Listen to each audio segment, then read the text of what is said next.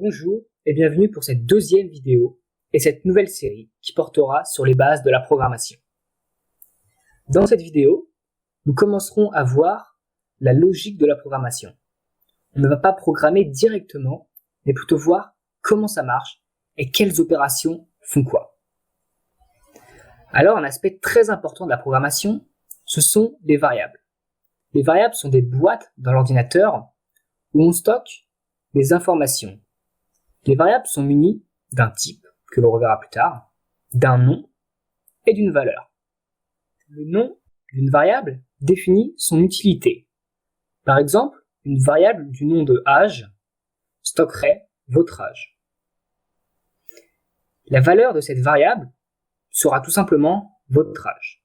Un deuxième exemple, une variable du nom de prénom va avoir comme valeur votre prénom.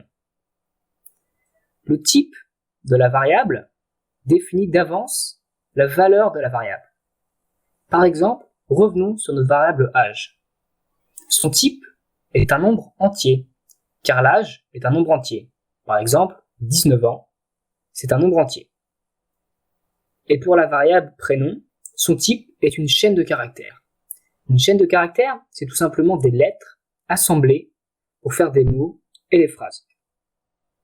Les différents types en programmation sont les nombres entiers, les nombres décimaux, à virgule, les caractères seuls, A, B, C, D, etc., les chaînes de caractères, et enfin, les booléens.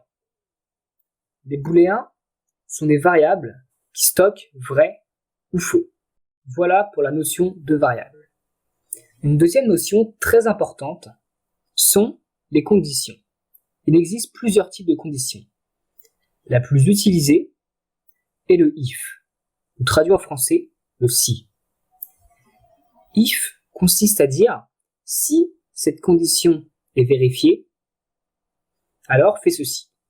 Par exemple, si âge, qu'on a vu tout à l'heure, est supérieur à 18, alors vous êtes majeur. Donc imaginons que âge soit égal à 19, alors cette condition sera vraie, car 19 est supérieur à 18. Dans le cas contraire, imaginons que âge est égal à 16, alors cette condition sera fausse, car 16 est inférieur à 18. Une autre condition qui se marie avec le if, c'est le else, ou traduit en français le sinon. Avec cette condition, nous pouvons dire si âge est supérieur à 18, vous êtes majeur. Sinon, vous êtes mineur. Donc dans tous les cas qui ne vérifient pas le if, nous utilisons le else. Il existe plusieurs opérateurs pour vérifier une condition.